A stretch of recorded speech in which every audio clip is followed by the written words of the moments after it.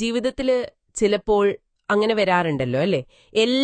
എല്ലാം കൈവിട്ടു പോയി എന്ന് തോന്നുന്ന ഒരവസ്ഥ, പൂർണ്ണമായിട്ടും നിസ്സഹായരായി പോയ ഒരു നിമിഷം നിങ്ങൾക്ക് ഓർത്തെടുക്കാൻ പറ്റുന്നുണ്ടോ? ശരിയാണ്. ആ ഒരു സമയത്ത് ഒരു പ്രതീക്ഷയും കാണാതെ ആരുടെ അടുത്തേക്കാണ് ശരിക്കും സഹായത്തിനായിട്ട് നമ്മൾ നോക്കുക? അതെ. ഇന്ന് നമ്മൾ അങ്ങനെയുള്ള ഒരു കാര്യത്തിലേക്കാണ് കുറച്ചുകൂടി ആഴത്തിൽ നോക്കുന്നത്. ആ ഒരു വിളി, ആ വിളിക്ക് ഉത്തരം നൽകുന്ന ഒരു ശക്തിയെക്കുറിച്ച്. വിഷമിക്കുന്നവൻ വിളിക്കുമ്പോൾ അവൻ ഉത്തരം നൽകുന്നവൻ ആര് എന്ന ഒരു പാഠഭാഗമില്ലേ? അതാണ് നമ്മൾ ഇന്ന് നോക്കുന്നത്. ശരിയാണ്. ഏറ്റവും പ്രതിസന്ധി ഘട്ടങ്ങളില് ലോകത്തുള്ള ഒരു ശക്തിക്കും നമ്മളെ സഹായിക്കാൻ പറ്റില്ല എന്ന് തോന്നുമ്പോൾ അപ്പോൾ ഒരു മനുഷ്യൻ ശരിക്കും ആരിൽ നിന്നാണ് ഒരു രക്ഷ തേടുന്നത്? ശരിയാണ്. ഒന്ന് ആലോചിച്ച് നോക്കിയേ, ഒരു കടലിൽ മുങ്ങിത്താഴുന്ന അവസ്ഥ, അല്ലെങ്കിൽ ഭയങ്കരമായൊരു രോഗം, വഴിതെറ്റിപ്പോയ ഒരാള് പോലും ഒരു ശക്തിയെ തേടുന്നുണ്ടാവുമല്ലേ? ആ ഒരു തേട്ടത്തിന്റെ ഒരു പൊരുളാണ് നമ്മൾ ഇവിടെ പരിശോധിക്കുന്നത്. അതെ, ഈ പാഠഭാഗം നമ്മൾ ഓർമ്മിപ്പിക്കുന്ന ഒരു പ്രധാന കാര്യം, ഏറ്റവും വലിയൊരു നിരാശ അല്ലെങ്കിൽ ഭയങ്കര വേദനയൊക്കെയുള്ള സമയത്ത് നമ്മുടെ ഒരു അഹങ്കാരമൊക്കെ മാറ്റിവെച്ച് ഒരു ശക്തിയിലേക്ക് തിരിയുക എന്നുള്ളതാണ്. ആ ഒരു കപ്പലിൽ പെട്ടുപോലെ ഒരാളുടെ കാര്യം പറയുന്നുണ്ടല്ലോ.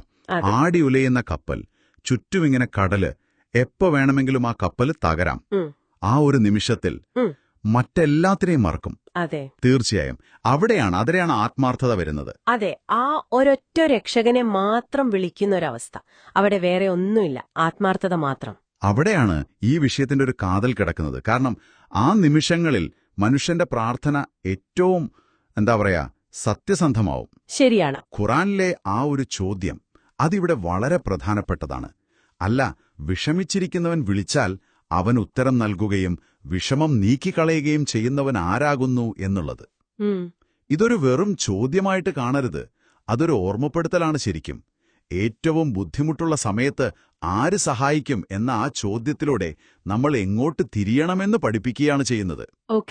അപ്പൊ ഗ്രന്ഥകാരൻ പറയുന്നത് എന്താന്ന് വെച്ചാൽ, ആ പ്രതിസന്ധികളിൽ അവനിലേക്ക്, ദൈവത്തിലേക്ക് കണ്ണീരോടെ കൈയുയർത്തുക, പൂർണ്ണമായിട്ടും അവനിൽ വിശ്വസിക്കുക.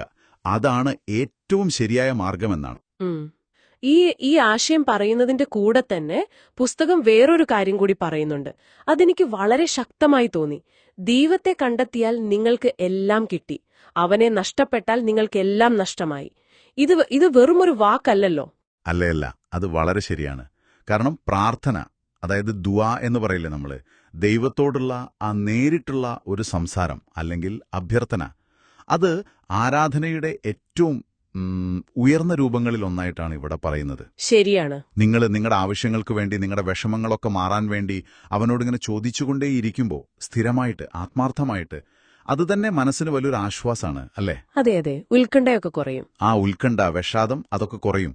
പിന്നെ ദൈവം തന്നെ പറയുന്നുണ്ടല്ലോ, നിങ്ങൾ എന്നോട് പ്രാർത്ഥിക്കുക, ഞാൻ നിങ്ങൾക്ക് ഉത്തരം നൽകാമെന്ന്. അത് ഈ പ്രാർത്ഥന എന്ന് പറയുന്നത് വെറുതെ കുറെ വാക്കുകൾ പറയുന്നതല്ല.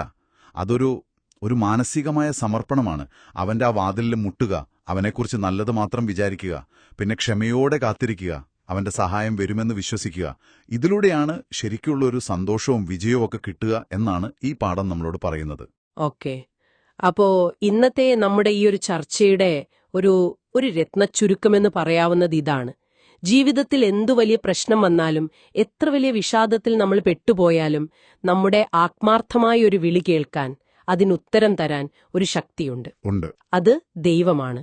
മറ്റെല്ലാ വാതിലുകളും ചിലപ്പോൾ അടഞ്ഞുപോയേക്കാം, പക്ഷേ ആ ഒരു വാതിൽ എപ്പോഴും തുറന്നു തന്നെയിരിക്കും.